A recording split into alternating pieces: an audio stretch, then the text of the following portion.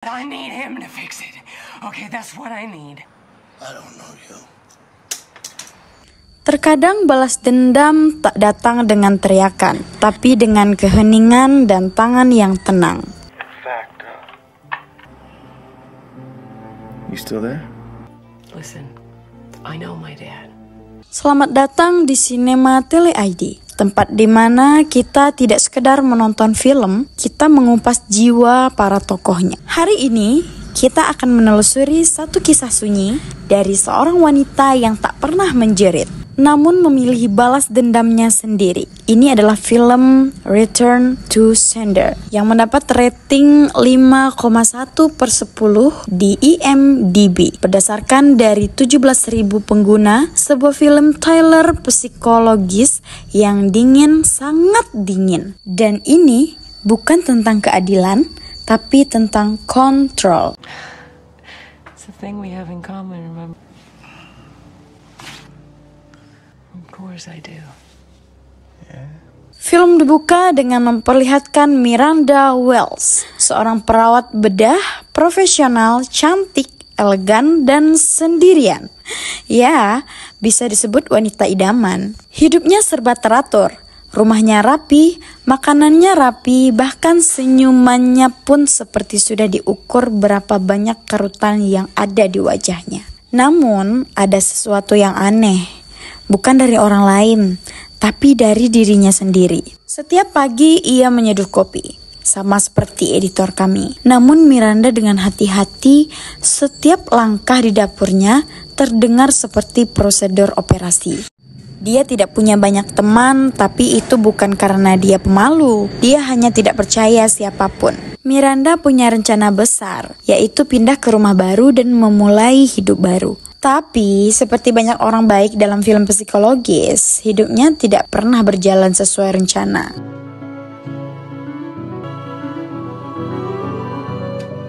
Lalu adegan berpindah pada saat Miranda membuat janji kencan buta. Seorang pria bernama Kevin. Sore itu seseorang datang ke rumah. Miranda menyambutnya. Mengira itu Kevin, dia tampak sedikit gugup. Tidak banyak bicara, tapi Miranda membiarkannya masuk.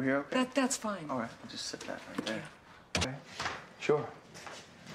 Oh, Lalu mereka ngobrol, minum anggur, dan duduk di ruang tamu. Tapi pria itu bukan Kevin, namanya William. Dan yang terjadi berikutnya mengubah hidup Miranda selamanya. William pun menyerang dan memperkaosnya di rumahnya sendiri, hingga meninggalkannya dalam kondisi trauma tak hanya secara fisik tapi mental. Dan yang paling menyakitkan, Miranda tetap diam. Dia melaporkan kejadian itu ke polisi, tapi ketika proses hukum berjalan, William malah divonis tak bersalah karena kurang bukti. Sistem gagal melindungi korban dan Miranda tidak menangis. Dia hanya diam dan menunggu. Beberapa bulan kemudian, Miranda mulai menulis surat kepada William, yang kini dipenjara karena kasus lain. Ia memaafkannya, bahkan berkata, "Aku ingin mengenalmu lebih dalam." Aneh, ya, tentu teramat sangat aneh. Tapi Miranda tahu persis apa yang ia lakukan. Ia mulai menjalin hubungan, berkunjung ke penjara, mereka bicara seperti teman lama. William bahkan mulai membuka diri. Dia mulai percaya Miranda. Dan disinilah letak jebakannya. I guess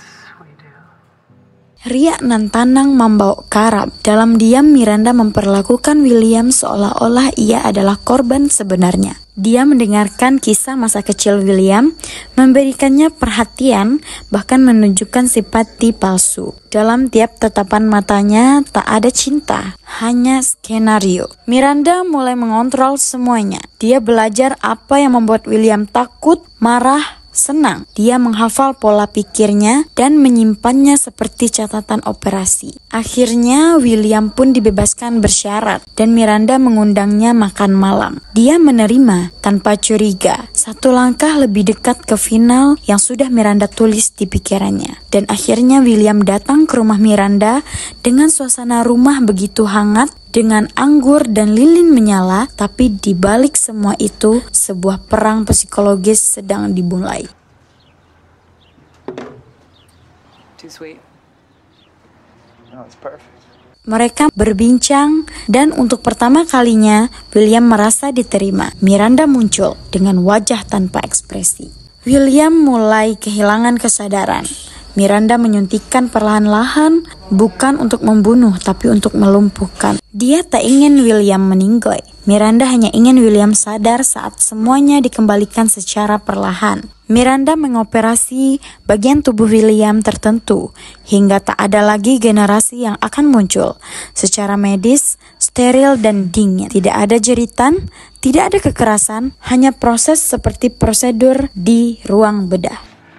Hold my hand. Hold my hand. Oh, William. Stop it. Stop it. You're hurting me. Stop it. Let go!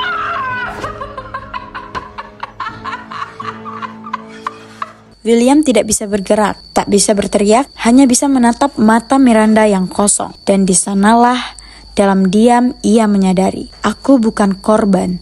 Aku hanyalah kesalahan dalam catatan medisnya. Beberapa hari kemudian, Miranda kembali ke rumah sakit. Ia bekerja seperti biasa, tersenyum pada pasien, memberi obat dengan lembut.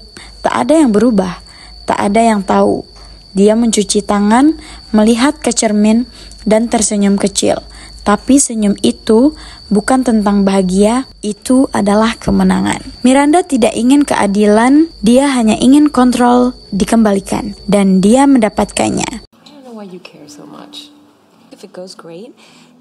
Pesan dari film ini, kadang balas dendam bukan soal membalas rasa sakit, tapi soal mengembalikan kendali atas hidup kita dengan cara yang bahkan tidak bisa dijelaskan dengan kata-kata. Film ini bukan untuk mereka yang mencari aksi cepat, tapi untuk mereka yang berani masuk ke ruang sunyi di dalam kepala seorang penyintas. Kalau kamu berada di posisi Miranda, apa kamu akan diam atau bertindak?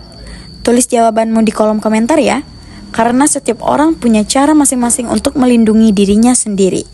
Dan di dunia ini, tidak semua luka bisa disembuhkan oleh hukum. Terima kasih sudah menonton.